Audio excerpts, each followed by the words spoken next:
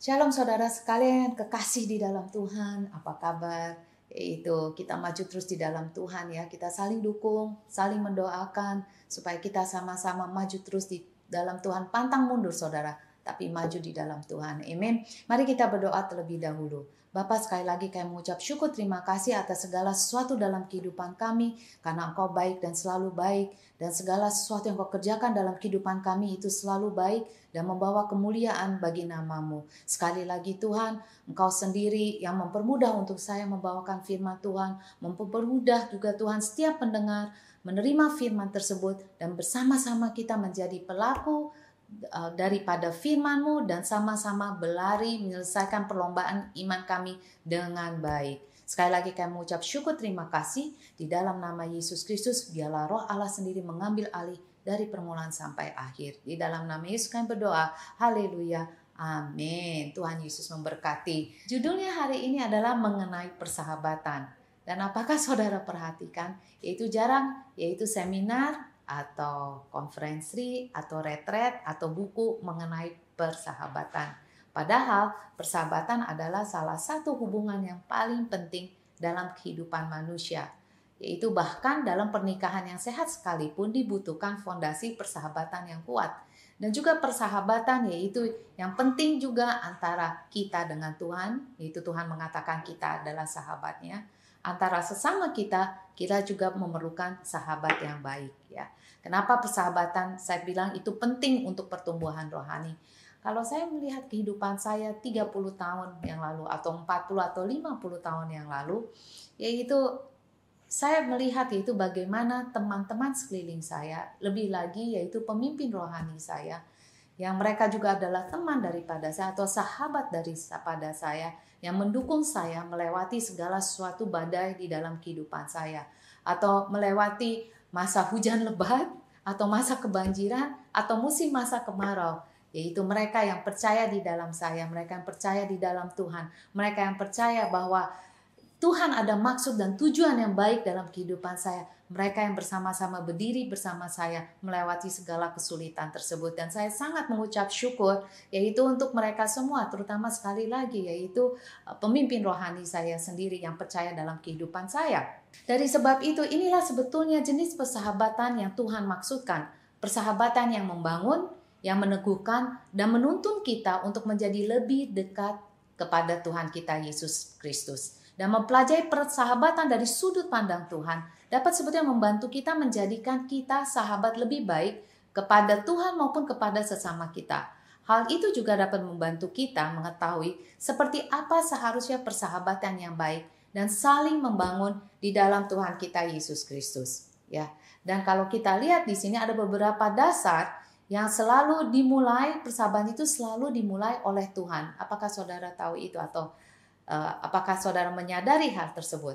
Karena satu, yaitu yang kita harus tahu, sebetulnya dasar persahabatan selalu dimulai dengan Tuhan. Amin saudara. Karena nomor satu, yaitu Tuhan adalah Allah yang relasional. Dari awal penciptaan, Allah sudah menunjukkan sifatnya sebagai Allah yang menjalin hubungan dengan kita semuanya. Kejadian 1 ayat 26 dikatakan, baiklah kita menjadikan manusia menurut gambar dan rupa kita. Kata kita, tanda kutip, adalah itu bentuk jamak yang mengacu pada keberadaan Tritunggal. Allah Bapa, Allah Putra, dan Allah Roh Kudus. Bahkan Tuhan dalam hakikatnya adalah kesatuan relasional. Allah dalam esensinya adalah relasional. Ia hidup dalam kesatuan yang sempurna dan penuh kasih dalam Tritunggal. Maka ketika Allah menciptakan manusia menurut gambarnya, Ia menanamkan dalam diri kita semua juga kapasitas untuk hidup dalam hubungan termasuk persahabatan sesama, yaitu antara saudara dan saya, antara kita dan teman-teman kita. Kedua, kita harus tahu bahwa Allah membangun persahabatan dengan manusia, ya dan amin. Ya. Karena Ia, yaitu Tuhan pada dasarnya bersifat relasional, Ia mengekspresikan karakternya dengan menjalin hubungannya dengan manusia, yaitu ciptaan dengan kita semuanya.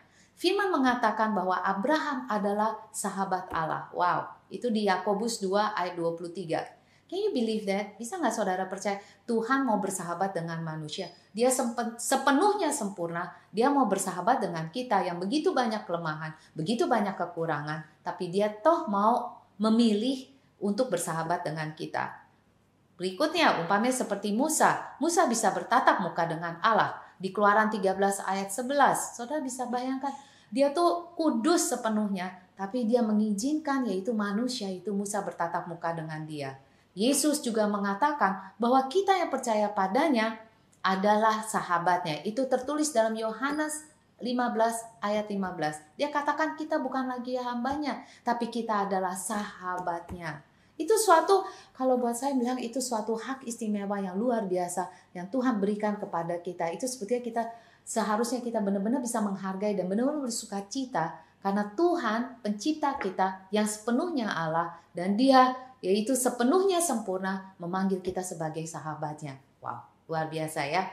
Dan kita tahu Tuhan adalah sahabat kita yang terbaik yang dapat dimiliki seseorang. Tuhan membuktikan persahabatannya juga dengan berbagi dan memberikan segala sesuatunya bagi kita semua. Dan tanpa menahan sedikit pun atau apapun dari kita. Ia menunjukkan bahwa persahabatan yang sejati bukan hanya dekat secara emosional, tapi juga dia memberi keseluruhannya. Artinya apa? Dia mengorbankan dirinya, kehidupannya bagi kita semua. Karena itu Yesus mengatakan, yaitu di dalam Yohanes 15 ayat 13 dikatakan tidak ada kasih yang lebih besar daripada kasih seorang yang memberikan nyawanya untuk sahabat-sahabatnya. Dan itu Yesus sendiri melakukannya waktu dia naik ke atas kayu salib, menyerahkan yaitu seluruh tubuhnya dia, nyawanya dia untuk kita semua. Dan saudara bisa bayangkan dikatakan dia adalah sahabat yang sempurna, dia adalah sahabat yang baik. Dan tidak ada orang dalam dunia ini seperti dia, amin. Tapi sebetulnya apa yang Yesus lakukan, Yesus juga memberi contoh ya persahabatan yang sejati kepada kita orang semua. Yaitu dia perlihatkan bahwa dia sangat baik kepada kita, dia selalu berbuat baik kepada kita. Dia sangat peduli dengan segala sesuatu keadaan kita, dia selalu penuh kasih. Dari sebab itu dia terima kita apa adanya kita tanpa menuntut apapun dari kita. Yaitu dia selalu pemaaf, dia mengampuni segala dosa-dosa kita. Dia juga bahkan memulihkan kita. Dia mendengarkan segala sesuatu nonsens kita atau segala sesuatu keluhan kita. Dia selalu menyemangati kita. Dia katakan engkau dapat melakukan bagi mereka yang percaya tidak ada mustahil bagi mereka yang percaya di dalam dia. Dia selalu menolong kita. Kapanpun kita panggil dia. Meskipun kita sudah lama gak berdoa, kita udah lama gak baca firman Tuhan. Tapi waktu kita berdoa, minta ampun dan minta tolong kepada dia, dia pasti menolong kita. Dan dia juga yaitu menyelamatkan kita dari segala sesuatunya. Dan dia selalu mencukupi kita, apapun kebutuhan kita, dia selalu memberikan yang terbaik kepada kita. Dan dia memberikan, udah gitu di atas semuanya, dia memberikan masa depan yang indah bagi kita. Tidakkah dia adalah Tuhan yang baik dan sahabat yang baik? Dan disitulah sebetulnya dia memberi contoh kepada kita. Bagaimana kita juga bisa memberikan kehidupan kita kepada dia maupun kepada sesama kita. Buat saya yang menarik sekali, tambah kita mempelajari karakter Kristus, yaitu tambah kita mengerti lebih dalam arti persahabatan. Sayangnya saudara, ada beberapa daripada kita, bahkan dalam gereja ini, ada orang mengatakan kepada saya, atau bahkan juga di luar ada beberapa teman saya, kita nggak usah butuh orang kok, kita sendiri bisa kok. Buat apa kita minta-minta tolong kepada orang lain? Dulu saya pikir luar biasa, orang-orang ini sangat mandiri. Tetapi setelah saya mengenal Yesus lebih jauh lagi, saya katakan itu kesombongan mereka yang sedang berbicara. Karena saya percaya yaitu karena dikatakan Tuhan telah menciptakan kita semua manusia menurut gambarnya dan menurut rupanya. Termasuk artinya kemampuan kita semua untuk menjalin hubungan dengan orang lain dan untuk membentuk sebuah komunitas. Ya, manusia itu adalah makhluk sosial, saudara. Sifat sosial ini penting untuk memenuhi tujuan seseorang dan mengalami kehidupan sejati, baik yaitu rohani maupun secara jasmani. Apa yang dimaksud di sini? Umpamanya firman Tuhan bilang saling mengasihi. Bagaimana kita bisa saling mengasihi kalau di sekeliling kita nggak ada manusia lain, cuma hanya ada pohon, ada sungai, oke, ada gunung, oke, barangkali ada burung, oke. Bagaimana dikatakan firman Tuhan, yaitu kita saling memberi, saling menolong satu sama lain. Kita nggak bisa menolong manusia lain kanan kiri kita, yaitu nggak ada orang di sekeliling kita. Atau firman Tuhan mengatakan kita saling mengampuni siapa yang kita mau ampuni. Atau firman Tuhan mengatakan yaitu besi menajamkan besi. Bagaimana kita tahu? Yaitu kekurangan kita jika tidak ada orang bicara kepada kita, kamu masalah kamu ini loh, kekurangan kamu ini. Jadi kita lihat di sini penting yaitu untuk kita hidup di dalam suatu komunitas. Dimanapun komunitas tersebut, dimanapun Tuhan menaruh saudara, dalam komunitas tersebut, disitulah saudara bisa bertumbuh menjadi serupa seperti Kristus. Amin. Saya juga percaya yaitu Tuhan tidak pernah menginginkan yaitu saudara hidup menyendiri. Saya percaya yaitu Tuhan ingin saudara yaitu hidup juga dikelilingi oleh orang yang mengasihi Dia. Kenapa? Sehingga orang tersebut bersama saudara bisa lebih dekat lagi, lebih serupa seperti Kristus. Anda yaitu kita semua, bukan Anda saja, termasuk saya sendiri, yaitu membutuhkan seorang yang dapat bicara yaitu ke dalam kehidupan kita. Artinya apa? Yaitu barangkali ada orang yang bisa menegur kepada kita, apakah kamu telah doakan? Atau barangkali ada orang waktu kita mau melakukan sesuatu, orang tersebut mengatakan kepada kita, yaitu apakah itu benar kehendak Tuhan dalam kehidupan kamu? Atau ada orang seperti umpamanya pemimpin saya, pendeta saya dalam gereja, Dr. Paul, Pastor Pauline. Mereka kalau mami mereka diam, saya pikir waduh ini bukan kehendak Tuhan. Kalau mereka mengatakan pada saya, lebih baik kamu doa dulu. Saya langsung mengatakan, pasti ada sesuatu yang tidak sejalan dengan firman Tuhan. Sehingga mereka tidak mau saya yaitu tersandung atau terjatuh. Dari sebab itu mereka mengatakan kepada saya, lebih baik kamu doa dulu. Benar-benar cari apa kehendak Tuhan. Atau mereka mengatakan, lebih baik kamu puasa saja terlebih dahulu. Itu bukan sesuatu yaitu meremehkan saya atau membuat saya kecil hati. Tidak. Membuat saya berterima kasih karena apa? Ada orang yang melihat yaitu demi kebaikan saya dan mau menegur saya dan mengatakan kepada saya itu untuk periksa kembali apa langkah saya sesuai dengan firman Tuhan atau tidak. Dan inilah persahabatan yang di dalam Tuhan yang Tuhan inginkan. Yaitu kita lebih lagi sejalan atau selaras dengan firman-Nya. Ada orang yang dapat berbicara ke dalam kehidupan kita. Karena kita adalah makhluk sosial, saudara. Dari sebab itu, yaitu kita sebetulnya saling membutuhkan. Kita membutuhkan apa? Yaitu ada mata lain atau sepasang mata lain. Seperti umpama yang saya katakan, yaitu pendeta saya, pemimpin saya. Dan kita membutuhkan orang yang untuk mengawasi kita. Kita benar-benar nih bisa berjalan sesuai dengan firman Tuhan atau di dalam kehendak Tuhan. Dan itu sebetulnya bukan artinya cerewetin saya atau mengatakan, saya kok hidupnya nggak bebas ya, terkekang. Bukan, saudara. Tetapi justru itu karena mereka peduli. Dari sebab itu mereka menegur kita, yaitu kamu jalannya jangan simpang-simpang nih ya, tapi kamu beresin jalan kamu luruskan jalan kamu dengan sesuai dengan firman Tuhan.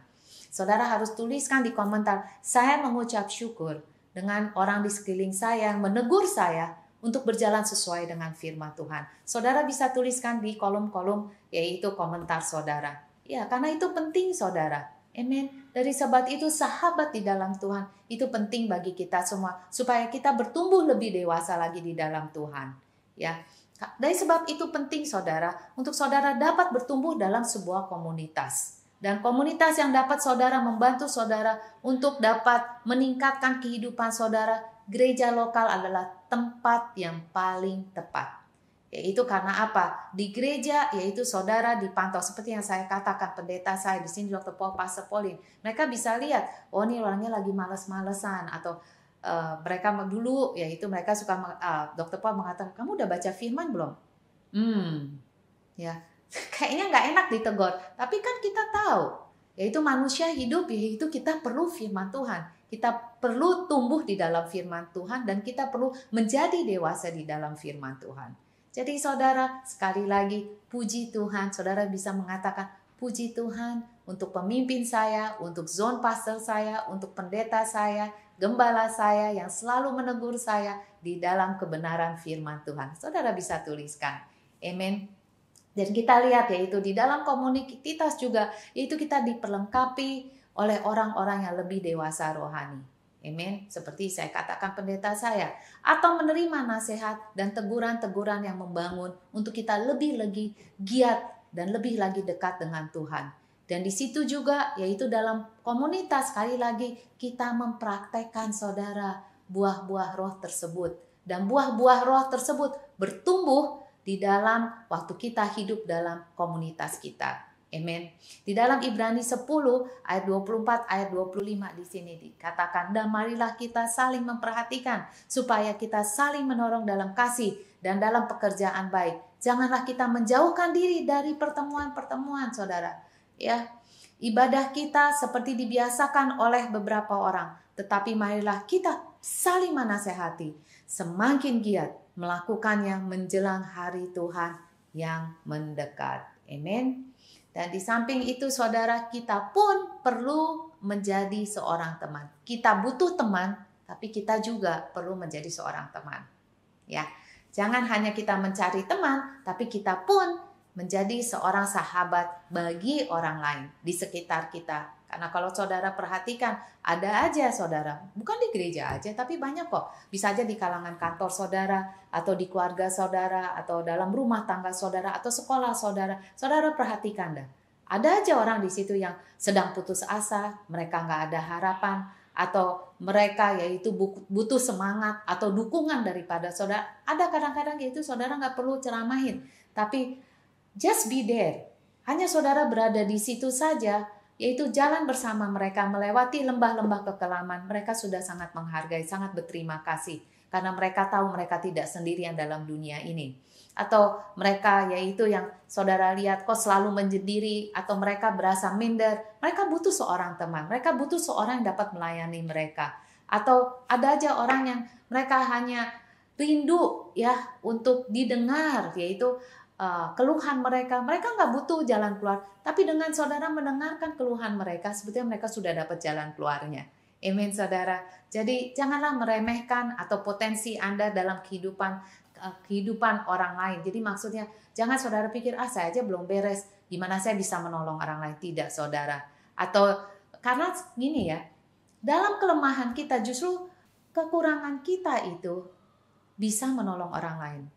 Karena saudara umpamanya kayak gini, apa yang saya maksud?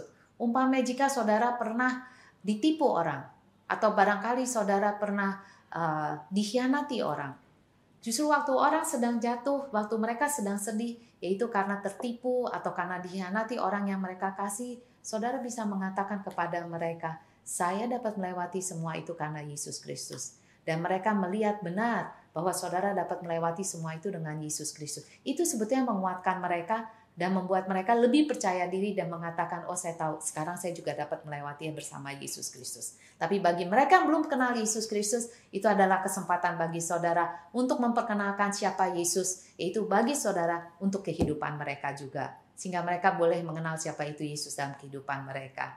Amin. Itu yang saya suka katakan, yaitu dalam 1 Petrus 4 ayat 11 dikatakan, jika ada orang yang berbicara, baiklah berbicara sebagai orang yang menyampaikan firman Allah. Jika ada orang yang melayani, baiklah ia melakukannya dengan kekuatan yang dianugerahkan Allah.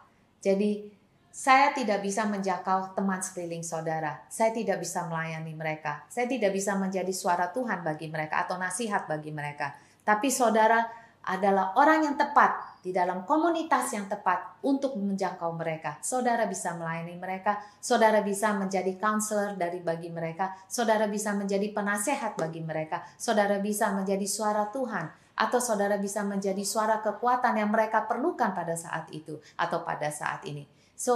Jadi janganlah kita, saya ini belum sempurna ya. Gimana saya bisa kasih nasihat? Tuhan tahu. Dari sebab itu dia memberi saudara kepada orang tersebut. Karena orang tersebut perlu saudara sebagai sahabatnya. Amin, saudara. Tuhan Yesus itu baik dan Tuhan Yesus itu luar biasa. Dan dia telah memanggil kita semua sebagai sahabat dia. What else we want? Yaitu apalagi yang kita minta dari dia. Amin, mari kita berdoa. Bapa, sekali lagi kami mengucap syukur terima kasih atas segala sesuatu kebaikan-Mu yang luar biasa dalam kehidupan kami.